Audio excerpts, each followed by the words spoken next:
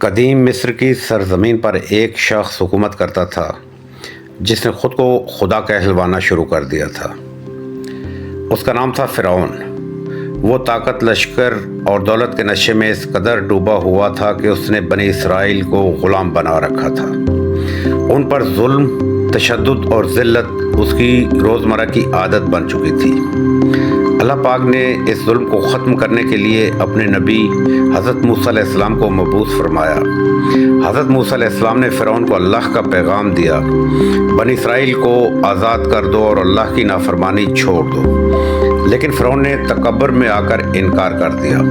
وہ ہنسا، مذاق اڑایا اور کہا، میں ہی تمہارا رب ہوں۔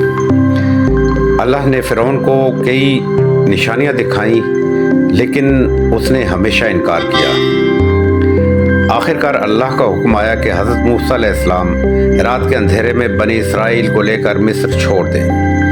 وہ خاموشی سے روانہ ہو گئے، مگر جب فرعون کو خبر ملی تو وہ آگ بگولا ہو گیا۔ اس نے گرجدار آواز میں حکم دیا، میری فوج تیار کرو، موسیٰ اور بنی اسرائیل کو پکڑ کر واپس لاؤ۔ فرعون اپنے عظیم لشکر کے ساتھ تعاقب میں نکلا۔ آگے سمندر تھا، پیچھے فرعون کی فوج۔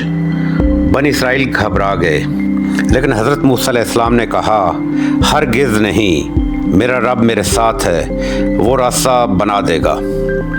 اللہ کے حکم سے حضرت موسیٰ علیہ السلام اپنی لاٹھی سمندر پر مارتے ہیں، سمندر دو حصوں میں تقسیم ہو جاتا ہے۔